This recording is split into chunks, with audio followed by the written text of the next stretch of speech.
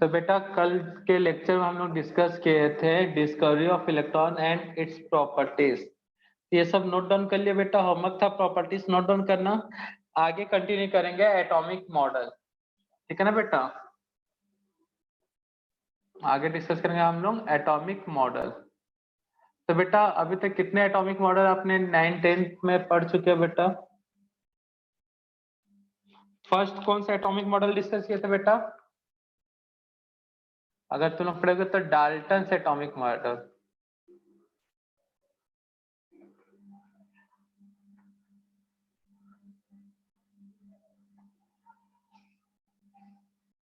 तो क्या कहता था भाई डाल्टन से एटॉमिक मॉडल, क्या कहना था इनका?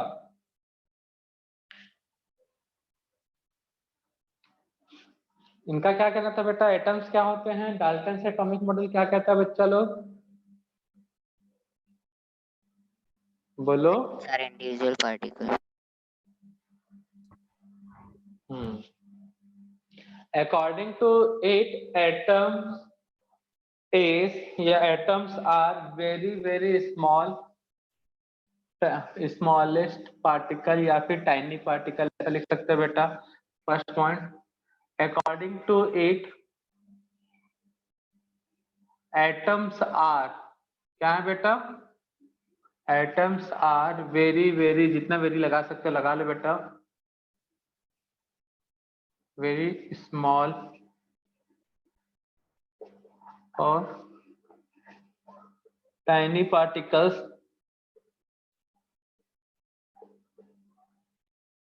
ठीक है ना बेटा। it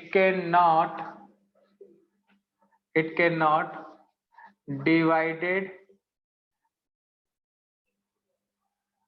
any other smallest particle,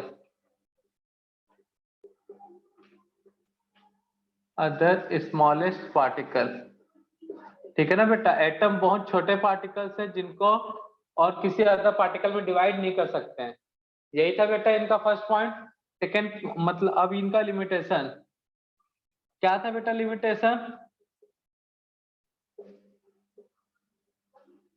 limitation क्या है बेटा? यूनिवर्स का छोटा पार्टिकल किसको मान के रखे थे बेटा? एटम्स का को। बट एटम्स ही होता है क्या यूनिवर्स का सबसे छोटा पार्टिकल? No sir. नहीं। तो after discovery of electron, proton, neutron, ठीक है ना बेटा, पता है क्या चला कि ये जो एटम्स है इनसे भी छोटे पार्टिकल्स प्रेजेंट होते हैं। तो लिमिटेशन यही है बेटा, no other, no it, they do not give idea about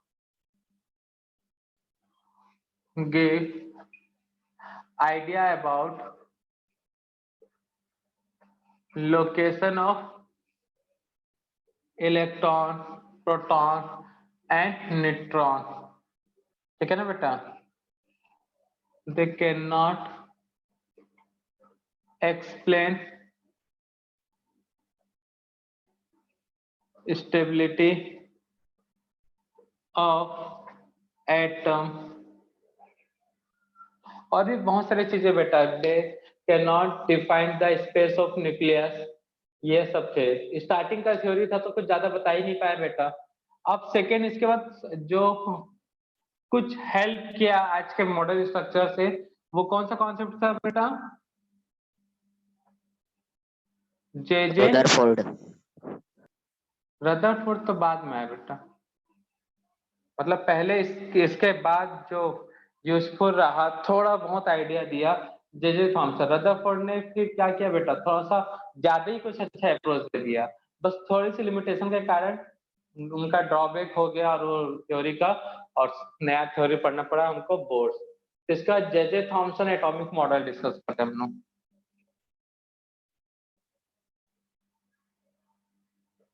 तो जे थॉमसन एटॉमिक मॉडल क्या कहता है बेटा? इसको याद होगा, पल्म पुडिंग मॉडल भी बोलते हैं, कुछ याद आ रहा है? वाटरमेलन मॉडल, कुछ याद है बेटा ऐसा कुछ?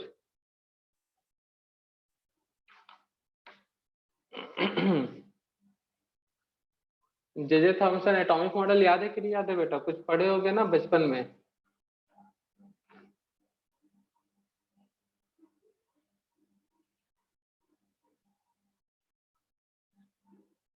कुछ याद आ रहा है बेटा? J Thomson atomic model 9th class में है बेटा, ये सब पढ़े हो तुम लोग। वाटरमेलन खाया हो? इन्होंने अपने एटॉमिक मॉडल को वाटरमेलन से कंपेयर किया था। तो वाटरमेलन कैसा होता है बेटा? एग्जैक्ट तो नहीं बोलेंगे बट स्पेयर शेप का होता है कि नहीं होता बेटा लोग? बेटा वाटरमेलन मतलब तरबूज कैसा होता है बेटा? एग्जैक्ट तो नहीं बोलेंगे बट स्पेयर होता है। ठीक है, उसके अंदर क्या होता है बेटा? उसको काटे होगे तो क्या मिलता है बेटा? रेड स्पंजी पार्ट मिलता है वाटरमेलन में, मिलता है ना भाई? तो वैसे एटम के अंदर भी। हाँ बेटा बोलो। यस सर बोला था हेलो। सर। अच्छा यस सर बोल रहे थे। आवाज सबको क्लियर है ना बच्चा लोग? क्योंकि मौसम इधर का बहुत खराब है 2-3 दिनों से। क्लियर है।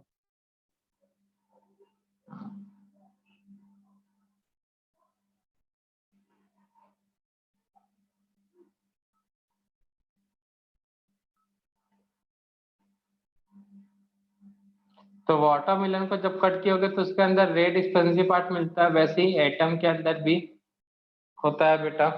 मतलब उनको अपने एटॉमिक मॉडल को वाटरमेलन से कंपेयर किया है। और कहीं कहीं क्या होगा बेटा? वाटरमेलन उसको कट के रेड स्पंजी पार्ट मिला, और कहीं कहीं पे ब्लैक सीड होंगे, कहीं पे ज्यादा कहीं पे कम, मतलब डिस्ट्रीब्यूटेड होते हैं ना बच्चा लोग? रहते कि नहीं रहते बेटा? तो एटम्स भी कुछ ऐसा ही होता है। इनका कहना था जो एटम्स है बेटा वो स्पेरिकल शेप का है। कैसा शेप का है बेटा? Spherical. Atom is a spherical shape particle. Atom is a spherical shape particle. तो एटम कैसा होता है बेटा? स्पेरिकल शेप में होता है। ये हो गया था बेटा second, atom is a spherical shape particle. ये तो पहला हो गया बेटा। सेकेंड क्या बेटा?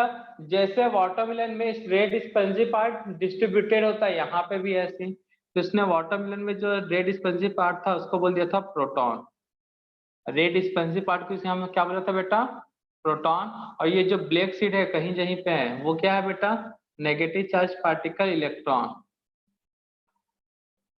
ठीक है ना? तो वाटरमेलन में जैसे रेड स्पंजी पार्ट और नेगेटिव चार्ज पार्टिकल फैले होते हैं, वैसे इलेक्ट्रॉन और प्रोटॉन इस स्फीयर के अंदर फैले होते हैं। तो atom is a spherical shape particle and इसका क्या बोला? Electron and proton, electrons and protons are, ये क्या है बेटा? इक्वली डिस्ट्रीब्यूटेड है।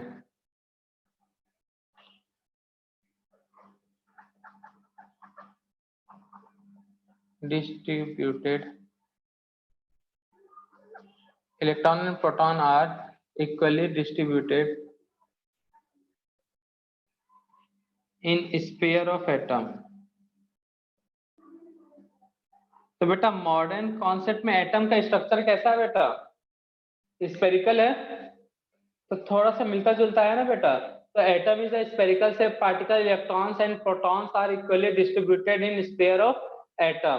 तो एटम के स्फीयर में इलेक्ट्रॉन प्रोटॉन इक्वली क्या रहेंगे बच्चा लोग? डिस्ट्रीब्यूटेड होंगे। अब मुझे ये बताओ, इससे लिमिटेशन जनरेट नहीं होगा बेटा? इलेक्ट्रॉन और प्रोटॉन कहीं भी है तो कभी ना कभी तो एक दूसरे से टकराएंगे, टकराएंगे ना जी? कि नहीं टकराएंगे? बोलो। टकराएंगे। अब कभी तो टकराएंगे। इलेक्ट्रॉन पे चार्ज क्या है बेटा? 1.6 into 10 to the power minus 19 coulomb. Proton पे भी चार्ज क्या है? 1.6 into 10 to the power minus 19 coulomb. एक पे नेगेटिव एक पे पॉजिटिव। चार्ज का अमाउंट सेम, एक दूसरे के क्या है लेकिन अपोजिट मैग्नीट्यूड वाले हैं। तो एक दूसरे को क्या करते हैं बेटा? चार्ज जो है एक दूसरे को क्या कर देंगे बच्चा लोग? Neutralize. माइनस कर देंगे। न्यूट्रलाइज कर देंगे। तो ना रहेगा इलेक्ट्रॉन ना रहेगा प्रोटॉन, तो खाली गोलों को एटम बोलेंगे क्या भाई? यहाँ से पूरा हट के इलेक्ट्रॉन प्रोटॉन न्यूट्रलाइज कर दिए, तो खाली गोलों का एटम बोलेंगे क्या? नहीं, तो यही था लिमिटेशन बेटा। मतलब उन्होंने एलिमेंट का या एटम्स का स्टेबिलिटी नहीं बताया। They cannot explain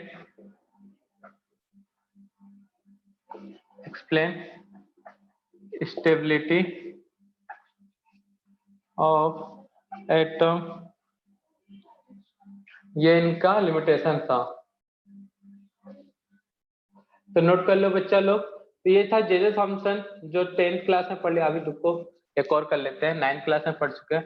अब आता है रदरफोर्ड एटॉमिक मॉडल, जो बहुत हद तक सही था बेटा, बस थोड़े से दिक्कत के कारण भुला दिया गया इसको, फिर बोर्ड्स पे ध्यान दिया गया।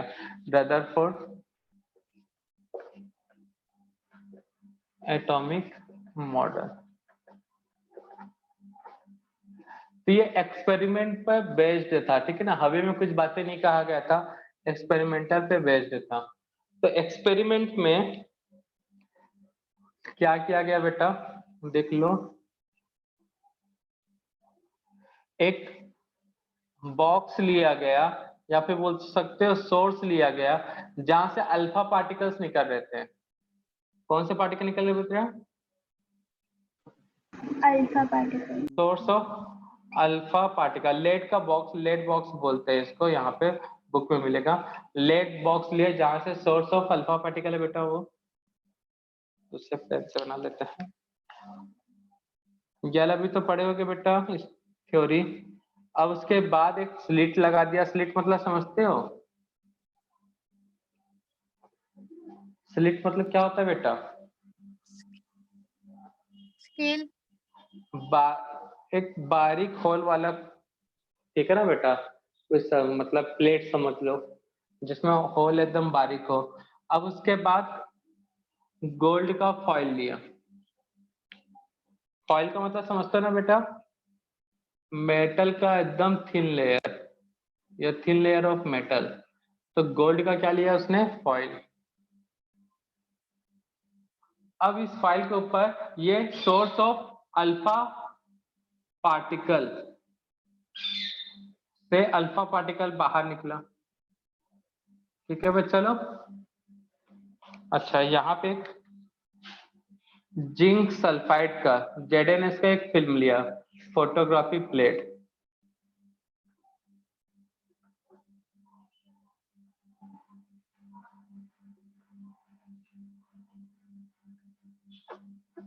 जिंक सल्फाइड का फोटोग्राफिक प्लेट, ठीक है ना बेटा, या फोटोग्राफिक फिल्म लिखा होगा बुक में, ये लिया। तो देखो बेटा, यहां से अल्फा पार्टिकल के सोर्स से अल्फा पार्टिकल निकला,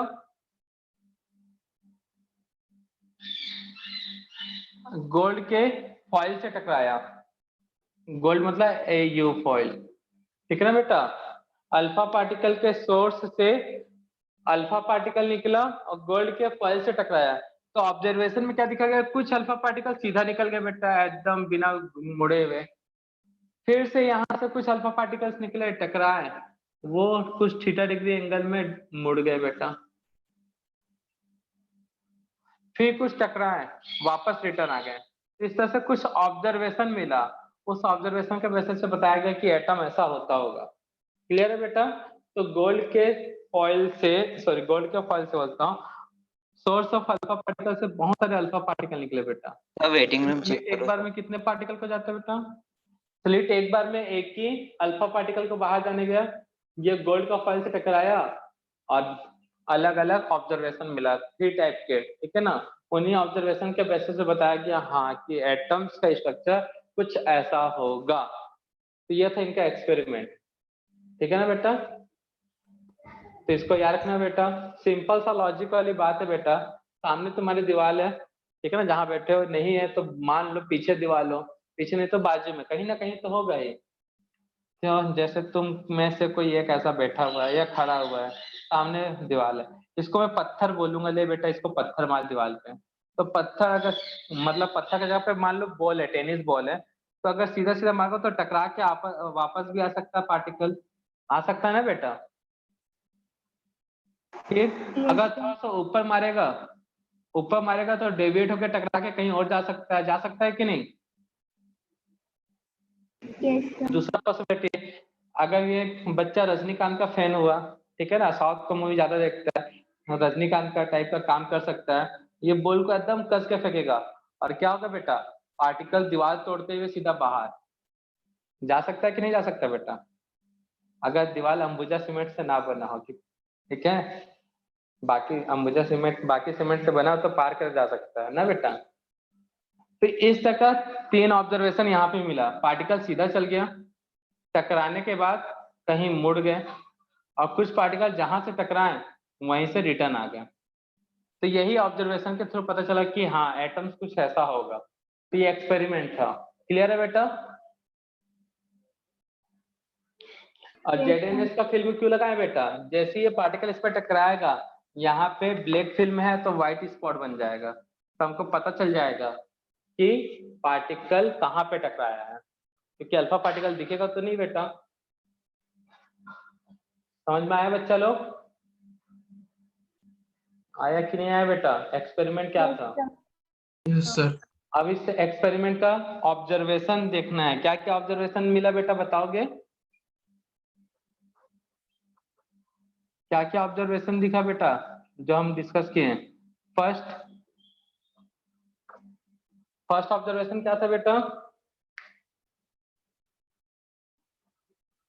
Bounce back. बोलो।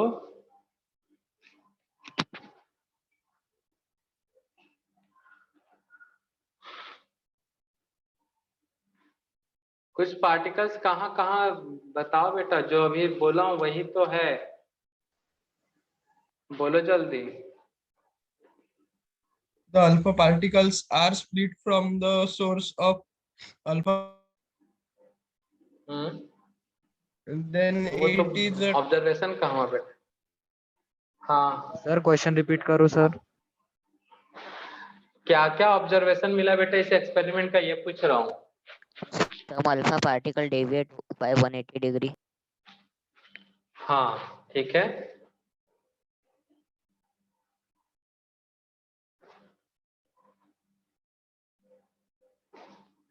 तीन ऑब्जर्वेशन मिला है बेटा। तो पहला अल्फा पार्टिकल सीधा चल गया, ठीक है ना, अल्फा पार्टिकल, पहला अल्फा पार्टिकल मान लेते हैं, ये फर्स्ट अल्फा पार्टिकल है। हाँ ये फर्स्ट ऑब्जर्वेशन है, ये सेकेंड ऑब्जर्वेशन है, और एक अल्फा पार्टिकल जैसे आया था उसी डायरेक्शन में रिटर्न हो गया, तो ये थर्ड ऑब्जर्वेशन। इन ऑब्जर्वेशन को यहाँ पे नोट करना है। तो most of the alpha particles, most of the alpha particles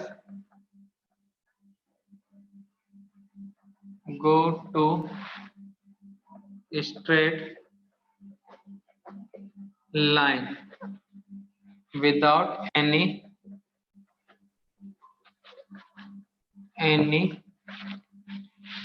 deflection. Deflection मतलब समझ रहे हो बेटा, यहाँ पे डिफ्लेक्शन टर्म का मीनिंग, डिफ्लेक्शन या डेविएशन, ये दो टर्म्स मिलेगा। क्या होता है बेटा डिफ्लेक्शन या डेविएशन का मीनिंग यहाँ पे, मतलब किसी एंगल में मुड़ना नहीं, सीधा है तो सीधा ही जा रहा है बेटा। तो most of the alpha particles go to straight line without any deflection. Second observation क्या था बेटा, ये फर्स्ट ऑब्जर्वेशन। सेकेंड ऑब्जर्वेशन में अल्फा पार्टिकल क्या हो रहा है बेटा, थीटा डिग्री से डिफ्लेक्ट हो रहा है। A few amount of alpha particle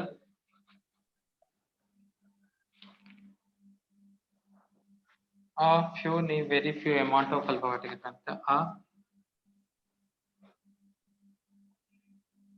चलो, few amount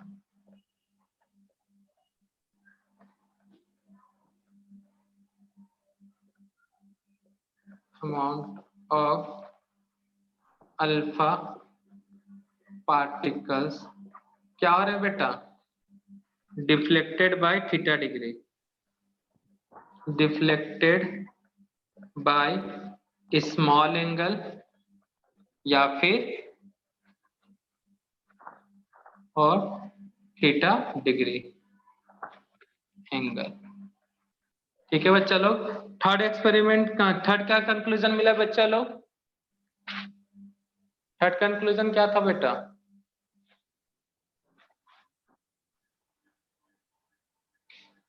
बहुत ही कम रेज डिफ्लेक्ट होके वापस आई। It bounces back. तो पहला क्या हुआ बेटा? सीधा निकल गया most of the alpha particle, कुछ अल्फा पार्टिकल्स थीटा डिग्री से डिफ्लेक्ट हुए और कुछ अल्फा पार्टिकल्स क्या हुए बेटा? बहुत ही कम अल्फा पार्टिकल्स वापस आ गए बाउंस बैक। तो उसमें आ वेरी फ्यू अमाउंट कर लेते हैं ना। आ वेरी फ्यू अमाउंट, जगह नहीं बचा है, उधर का नोट कर लिया क्या बेटा? बेटा उस साइड का नोट कर लियो। Yes, sir. Yes, sir. चलो उधर नोट कर लेता हूँ। डाल्टन तो पता ही है ना, वहां तक तो हो जाएगा। Third, a very few amount of alpha particle are deflected by 180 degree angle. That means bounce back. ठीक है ना बेटा? टकराए और वापस आए, ऐसे कुछ कम पार्टिकल्स हैं। ये तीन ऑब्जर्वेशन मिला, तीन ऑब्जर्वेशन के साथ के थ्रू देखा गया कंक्लूजन या फिर रिजल्ट। ये तीनों ऑब्जर्वेशन से क्या कंक्लूजन रिजल्ट दिखा बेटा? मॉडर्न कॉन्सेप्ट आया एटम का। तो एटम ऐसा गोला, ठीक है ना बेटा? तो गोले में से अल्फा पार्टिकल्स सीधा जा रहे हैं बेटा, चले जा रहे हैं कहीं दूर किसी दुनिया में। ठीक है, कुछ अल्फा पार्टिकल सेंटर में टकराए, टकराने के बाद घर को बोलते ना, बुद्धू घर को लौट के आए, वैसा हिसाब यहाँ पे भी टकराए और वापस आ गए। अब कुछ अल्फा पार्टिकल क्या हुए बेटा? कुछ अल्फा पार्टिकल क्या हुए?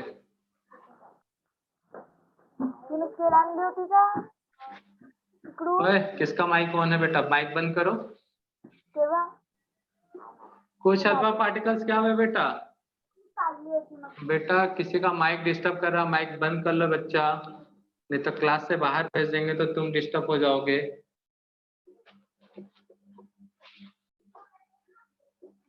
हाँ तो देखो, यही कंक्लूजन बेटा।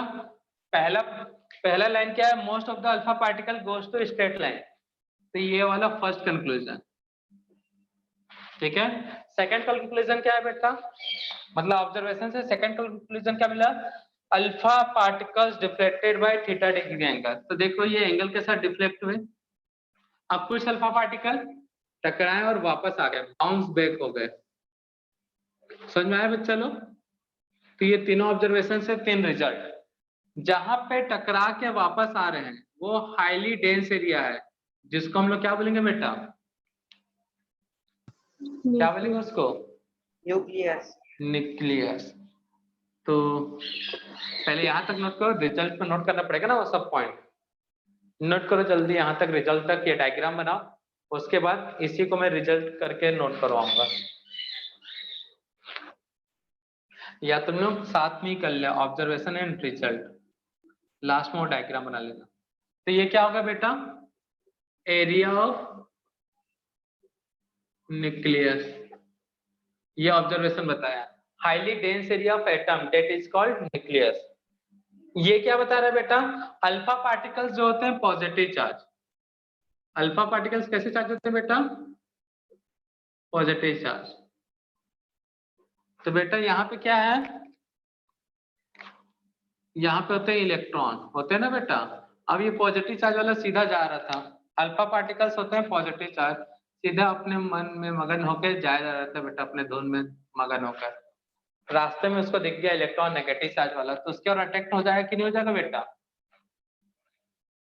हो जाएगा। हो जाएगा ना बेटा। तो बस पॉजिटिव चार्ज वाला इलेक्ट्रॉन की ओर शिफ्ट हो गया, मतलब डेविएशन आया। तो कहाँ पे डिफ्लेक्शन था बेटा? सेकंड पॉइंट पे। इसका मतलब क्या हुआ बेटा? Area of of electron, negative charge particle, मतलब electron. That means area of electron. ठीक है, अब सीधा चल गया, मतलब वो क्या है बेटा? Empty space of atom. तो मॉडर्न कॉन्सेप्ट कुछ ऐसे ही है ना बेटा एटम का, बीच सेंटर पे हाईली डेंस एरिया न्यूक्लियस। ठीक है, और देखो यहाँ पे टकराने के रिटर्न आने का एक रीजन और क्या है बेटा? अल्फा पार्टिकल्स कैसे होते हैं? Positive charge. न्यूक्लियस पे भी कौन सा चार्ज होता है बेटा? Positive charge. तो पॉजिटिव चार्ज और पॉजिटिव चार्ज जब आपस में टकराएंगे तो टकरा के दूर भागेंगे कि नहीं भागेंगे बेटा? भागेंगे। तो बस यहाँ पे दूर भागा मतलब बाउंस बैक आ गया बेटा। और ये खाली स्पेस था वैसे ही। तो आज का एटम ऐसे ही दिखता है ना बेटा, बीच में सेंटर में न्यूक्लियस। ठीक है, न्यूक्लियस पे प्रोटॉन, उसके चारों ओर इलेक्ट्रॉन। तो रदरफोर्ड का एटॉमिक मॉडल काफी हद तक सही था, बस एक छोटा सा मिस्टेक के कारण भुला दिया गया इसको। सर तो सर जल्दी एक से यहाँ डाउट तक है छापो रिजल्ट तक। हाँ बेटा। सर, प्रोटॉन की डिस्कवरी रदरफोर्ड ने की थी या गोल्डस्टीन ने? गोल्डस्टीन ने किया था बेटा, नहीं तो उसके जगह पे हम लोग रदरफोर्ड नहीं लिखवाते हैं। Okay sir, okay sir. But Goldstein ने खोजा तभी ना वहां पे गोल्डस्टीन लिखा है बेटा, नहीं तो रदरफोर्ड लिखवाते हैं। रदरफोर्ड ने डिस्कवरी किसका किया बेटा? कैथोड। न्यूक्लियस। न्यूक्लियस। ठीक है ना, रदरफोर्ड ने ही ये हाईली डेंस एरिया करके टर्म्स यूज किया, जिसको बाद में हम लोग का क्या बोलते हैं बेटा? न्यूक्लियस। तो डिस्कवरी ऑफ रदरफोर्ड का कभी, सॉरी, डिस्कवरी ऑफ न्यूक्लियस पूछता है या फिर achievement of Rutherford atomic model, तो आंसर क्या आएगा बेटा? Discovery of nucleus. और न्यूक्लियस का डिस्कवरी जिसने किया वो है रदरफोर्ड। ठीक है ना बच्चा लोग? Yes sir. गोल्डस्टीन ने तो क्या छापो किया जल्दी से है? बेटा वो डायग्राम तक। क्या बेटा? गोल्डस्टीन ने क्या किया है? यानी प्रोटॉन की डिस्कवरी है, ये लो उन्होंने कैसे बेटा, किए थे? उन्होंने कैसे किया था डिस्कवरी न्यूट्रॉन का? प्रोटॉन। बेटा नोट करवा दिए बेटा, electron sir proton proton neutron का प्रोटॉन डिस्कवरी किसने किया था? गोल्डस्टीन ने कैसे की थी? जब न्यूट्रॉन का, सॉरी, इलेक्ट्रॉन का डिस्कवरी हो रहा था ना बेटा, उसी एक्सपेरिमेंट से पता चल गया था बेटा प्रोटॉन भी है। जब वहां से कैथोड से कुछ रेस निकला, वहां पे इलेक्ट्रॉन था, उसी के साथ साथ साइमल्टेनियसली एनोड से कुछ रे निकला था कैथोड की ओर, जो कि पॉजिटिव चार्ज था, उसको बाद में प्रोटॉन बोला गया। तो उस समय ध्यान नहीं दिया किसने? जे थॉमसन ने।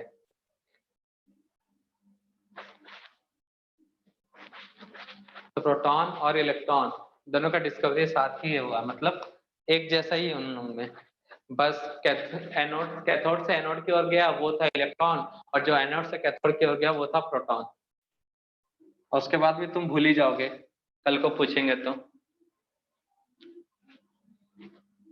जैसे अभी भूल गए थे न्यूट्रॉन का डिस्कवरी किसने किया, पूछ रहे हो। अभी पूछे रदरफोर्ड ने किया था डिस्कवरी प्रोटॉन का कि जे थॉमसन ने किया था कि गोल्डस्टीन ने किया था, ये पूछ रहे हो तुम। जितना पूछते हो उतना कम से कम याद भी तो रखो मालिक। छाप लिया बच्चा लोग?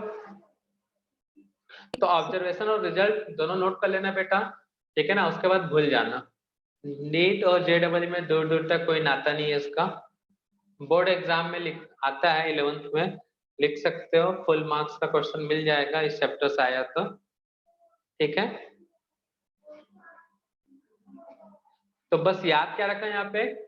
डिस्कवरी ऑफ न्यूक्लियस तो ये इसके लिए किसको जाएगा बेटा श्रेय? रदरफोर्ड। अगर कल को पूछता achievement of Rutherford atomic model, इसको अचीवमेंट पूछता है तो अचीवमेंट क्या रहेगा बेटा? Nucleus. Discovery of nucleus. Nucleus, discovery of nucleus. उसके बाद भूल जाओ, कुछ काम का नहीं है। अब बेटा लिमिटेशन बता सकता है, क्या लिमिटेशन होगा इस एटॉमिक मॉडल का? लिमिटेशन क्या रहा होगा बेटा?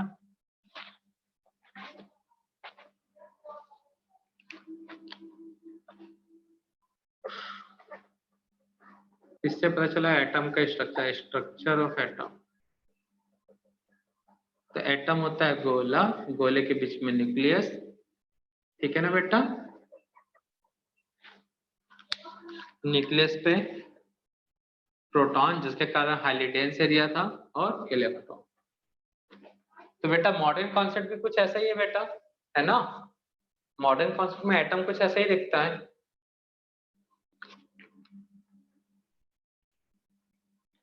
तो फिर भी ये थ्योरी फेल हुआ, क्यों?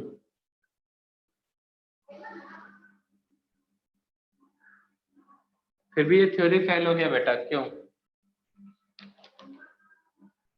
तभी तो बोर्ड थ्योरी पढ़ रहे हैं, नहीं तो नहीं पढ़ते हम लोग।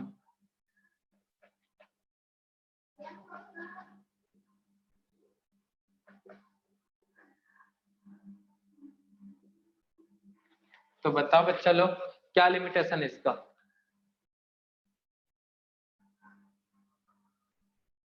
क्या है बेटा लिमिटेशन, बताइए। इन्होंने क्या नहीं बताया बेटा? Stability of atom. कैसे? they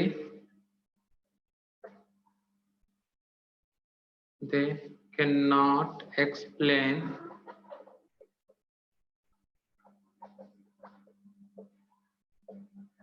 stability of atom।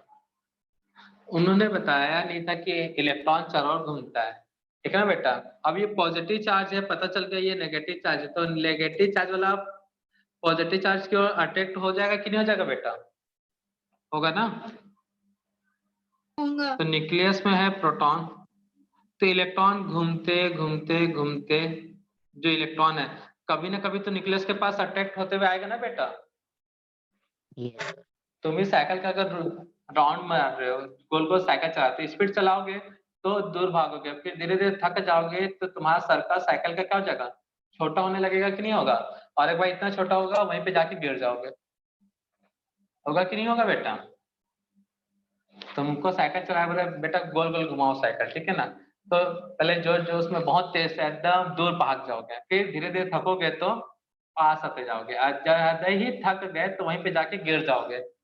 तो सेम ऐसे इलेक्ट्रॉन भी जब तक एनर्जी है तो घूम रहा है, कभी ना कभी इसका एनर्जी कम होगा बेटा। क्यों कम होगा सब पता चलेगा बाद में, अभी ये सब डिस्कस नहीं कर रहे हैं कैसे कम होगा कैसे ज्यादा होगा। तो इलेक्ट्रॉन का एनर्जी कम होगा तो कभी ना कभी तो प्रोटॉन की ओर खींचा आएगा, और खींचते आते आते प्रोटॉन से मिल जाएगा। बात पता चला इलेक्ट्रॉन पॉजिटिव नेगेटिव चार्ज है, प्रोटॉन पॉजिटिव चार्ज है, वैल्यू भी सेम, तो एक दूसरे को क्या कर देंगे बेटा? एक दूसरे को क्या कर देंगे बेटा? Neutralize. न्यूट्रलाइज। जो जे थॉमसन में हुआ था वही चीज यहाँ पे भी हो रहा है। इलेक्ट्रॉन घूमते घूमते एटम के न्यूक्लियस में जा गिरेगा, ठीक है बेटा? और उस समय स्टेबिलिटी जो है इलेक्ट्रॉन और प्रोटॉन के न्यूट्रलाइजेशन के कारण डिस्ट्रॉय हो जाएगा। तो इन्होंने भी they can not explain stability of atom. क्यों बेटा? बिकॉज इलेक्ट्रॉन क्या होगा बेटा? Attracted towards nucleus. क्यों होगा बेटा? Due to positive charge species that is called proton. और इलेक्ट्रॉन प्रोटॉन एक दूसरे को मिलकर क्या कर देंगे बेटा? खत्म कर देंगे, जानी दुश्मन समझ लो।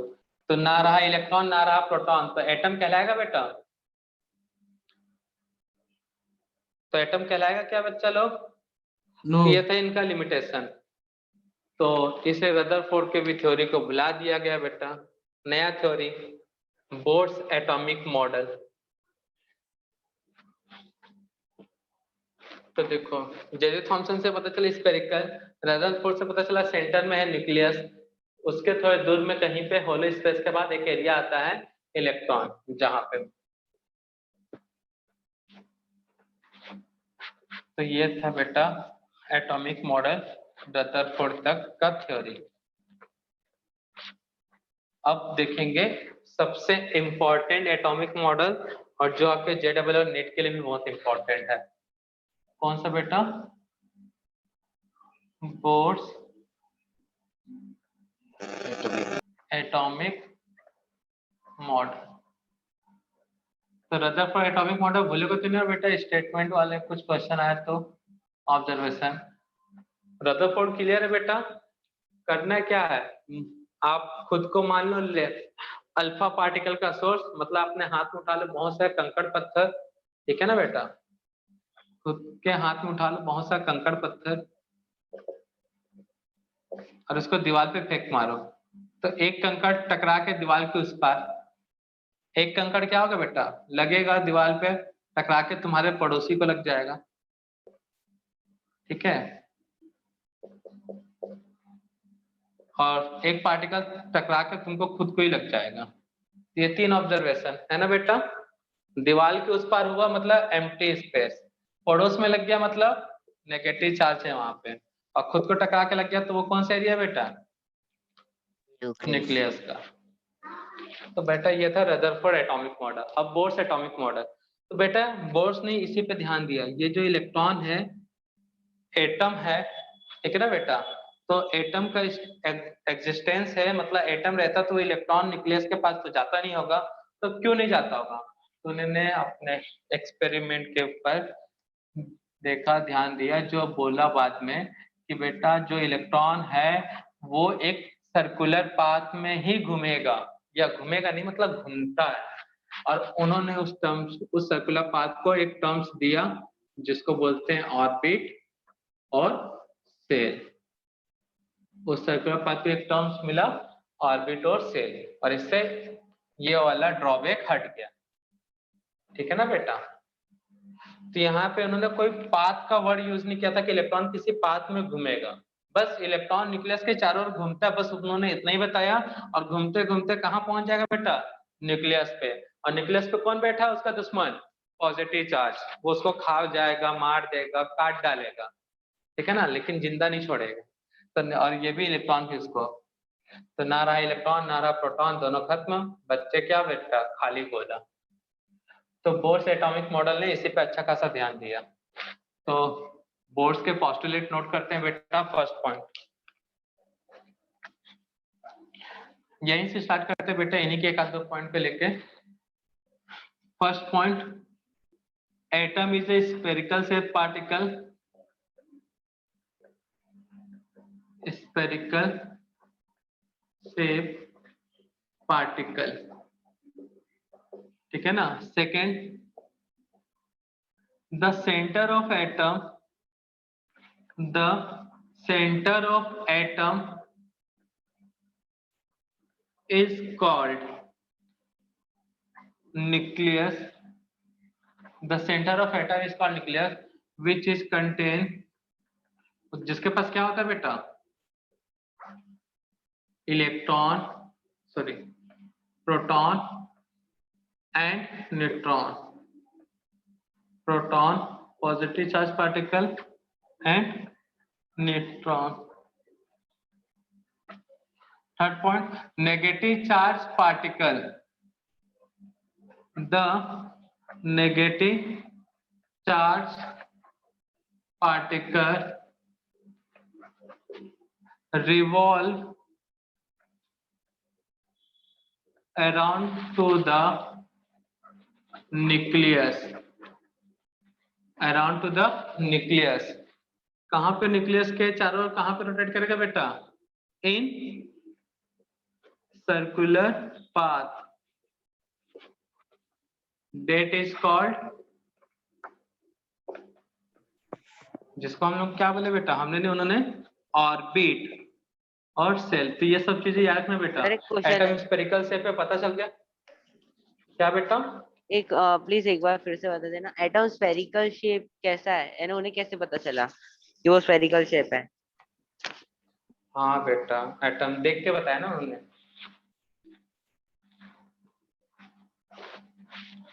एटम को देख के बताया ना बेटा। सर एटम कैसे देखा हमने? इस दिख जाता बेटा, भगवान थी ये बोर्ड्स जो होता है ना, भगवान से उनको सब दिखता था बेटा। यहाँ पे रेडियस निकाला उन्होंने, एटम का न्यूक्लियस से इलेक्ट्रॉन के बीच का डिस्टेंस निकाला, चारों जगह डिस्टेंस बराबर निकला, ठीक है ना। तो उसके बेसिस पे तो अभी पढ़ रहे हैं ना बेटा, सब पढ़ रहे हैं, टेंशन काहे ले रहे हो, कंप्लीट तो होने दो। ठीक है sir. Atom is a spherical shaped particle. The center of atom is called nucleus, which contains proton and neutron.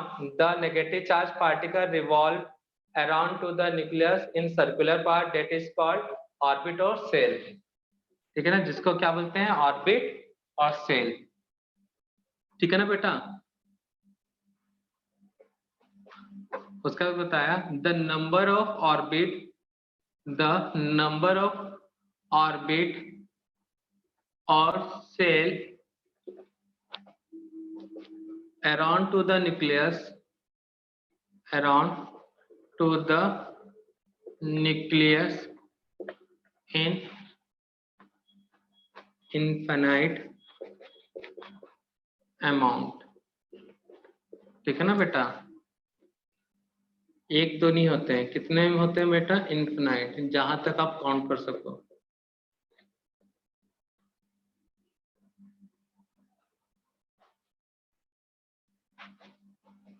तो first orbit, second orbit, third, fourth, 5,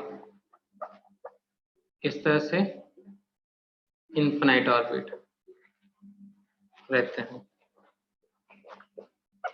और हर एक ऑर्बिट का अपना फिक्स डिस्टेंस होता है, जिसको उन्होंने कहा बेटा रेडियस, ठीक है ना बेटा, ऑफ ऑर्बिट। तो रेडियस के कैलकुलेशन से पता चला था कि एटम स्फेरिकल शेप है। तो द नंबर ऑफ ऑर्बिटल और shell around to the nucleus present in infinite amount, ठीक है ना बेटा।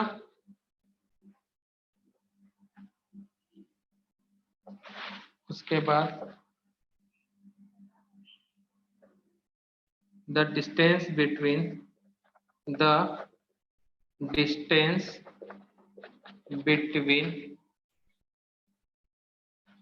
nucleus to each orbit is fixed, और ये वैल्यू था बेटा r equal to 0.529 n square upon z। बेटा जो डिस्टेंस था वो रेडियस के चारों, मतलब न्यूक्लियस के चारों ओर इलेक्ट्रॉन को फिक्स आ रहा था, तो उससे पता चला बेटा स्फेरिकल शेप होगा, इसलिए यहाँ पे उसको रेडियस टर्म यूज किया बेटा। तो ये जो डिस्टेंस है वो फिक्स होता है, ये जो कैलकुलेशन था इन एंगस्ट्रॉन में, और ये वैल्यू है रेडियस के लिए 2 pi 4 pi square M 4 N square, N ऊपर होगा, और जेड स्क्वायर, एन इसको नोट कर लेते हैं, 0.529 N square upon Z angstrom. पहले यहां तक नोट करो बेटा।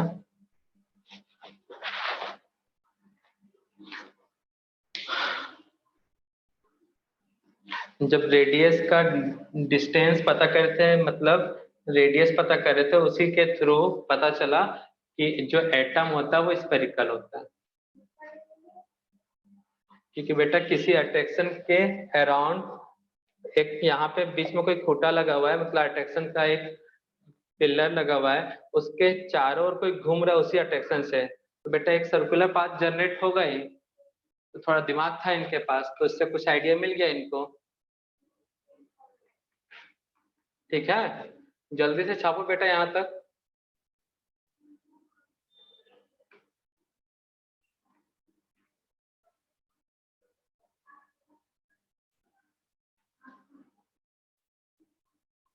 छाप ले बच्चा लोग। हाँ सर।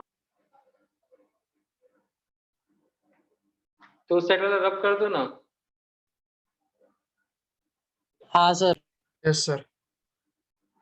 इसी को तुम लोग ना मतलब स्कूल में स्टार्टिंग में कि एल एम एन इससे रिप्रेजेंट कर देते हैं, बाद में अब इसको किससे रिप्रेजेंट करते हैं? एन से। किससे रिप्रेजेंट करते हैं बेटा? एन से।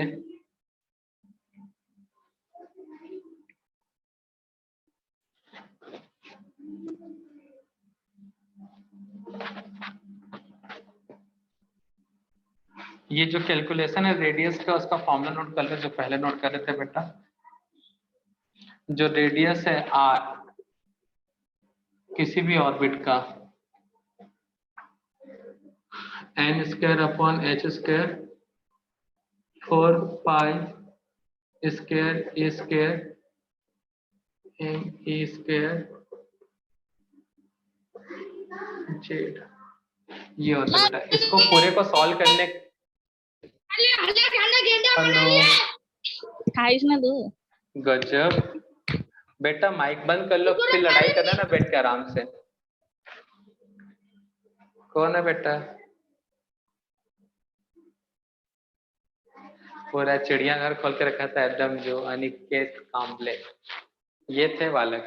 तो नोट कर लो बेटा, इसको पूरा कैलकुलेट करने पे वैल्यू आता है 0.529 एन स्क्वायर अपॉन जेड। ठीक है ना बच्चा लोग? जब ये सब वैल्यू पुट करोगे तब ये वैल्यू आएगा बेटा। नोट भी करा देंगे वहां पे सब चीजें क्या है बेटा।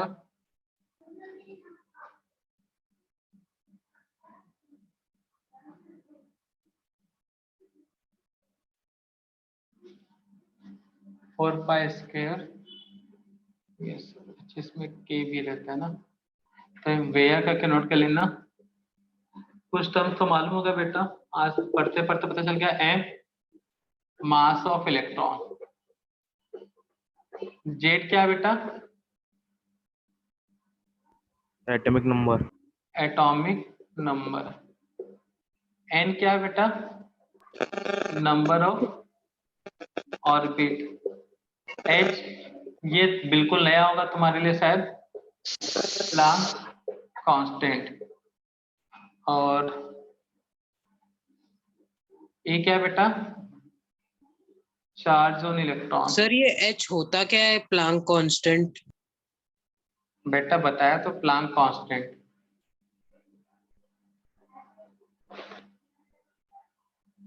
नाम है बेटा, इसकी कुछ वैल्यू होगी, उस वैल्यू को प्लैंक कांस्टेंट बोलते हैं, प्लैंक्स ने दिया था। तो हर चीज एकदम कॉम्प्लिकेटेड थोड़ी होता है बेटा। सर ये अब प्लैंक जैसे कांस्टेंट तुम्हारा ही आया कुछ नाम, कहाँ से डिराइव हुआ? सर हाँ ये इसका क्वेश्चन एक हुआ है। वैल्यू है, मुझे मालूम है। हाँ कितना वैल्यू है बेटा? 6 पॉइंट समथिंग कुछ था। 6.6 10⁻34 जूल सेकेंड। ये क्वेश्चन है कि ये आया कहाँ से, तो बताएंगे इसी चैप्टर में कहाँ से आया, और उसके बाद तुमसे पूछेंगे तो तुम भूल जाओगे कि कहाँ से आया। ठीक है ना?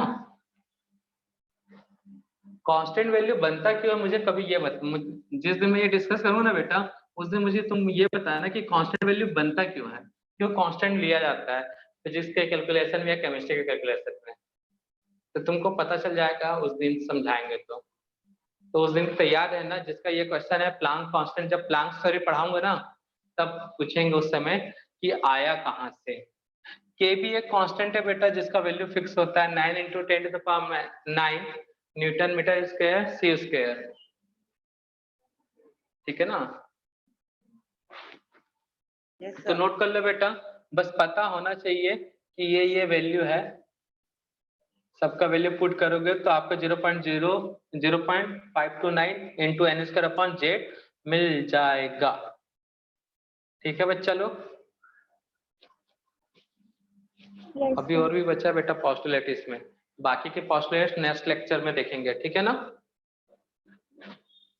तो किसका क्वेश्चन था बेटा ये, प्लांक कांस्टेंट का वैल्यू आया कहाँ से, बताएंगे उस दिन, लेकिन तुमको ये बताना पड़ेगा कि इसका कांस्टेंट यूज मतलब कांस्टेंट यूज क्यों करते हैं।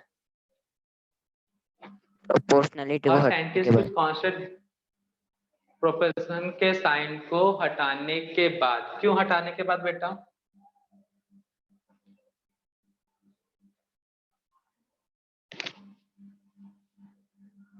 उसको बिना हटाए भी तो काम चला सकते हैं, या हटाए तो क्यों लगाएंगे, बताना।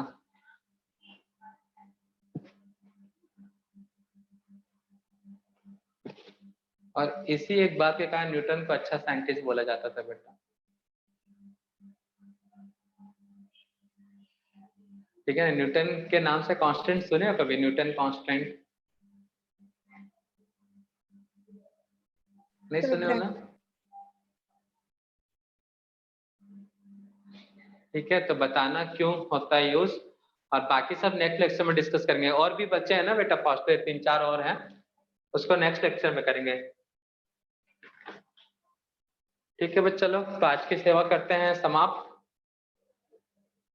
और एपीपीएस दिया हूं बेटा, तो अभी स्टार्टिंग में सॉल्व नहीं होगा एटॉमिक स्ट्रक्चर का क्वेश्चन, अभी कुछ पढ़े ही नहीं हो, बस थ्योरी पढ़ रहे हो, और भी थ्योरी इतना पढ़े हो कि बस उससे एक क्वेश्चन सॉल्व होगा, डिस्कवरी ऑफ न्यूक्लियर वाला, ठीक है बच्चा लोग।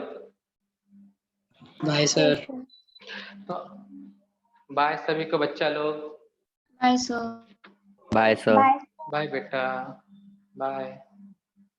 किसका 5 मैसेज था बेटा, अनिकेत एंगस्ट्रॉन, अच्छा हाँ बेटा, जो एंगस्ट्रॉन है ना बेटा, जैसे लेंथ को नापते हैं किलोमीटर में मीटर में, तो वैसे लेंथ को मेजर करने के लिए एक यूनिट होता है, ए नॉट रिप्रेजेंट करते हैं एंगस्ट्रॉन,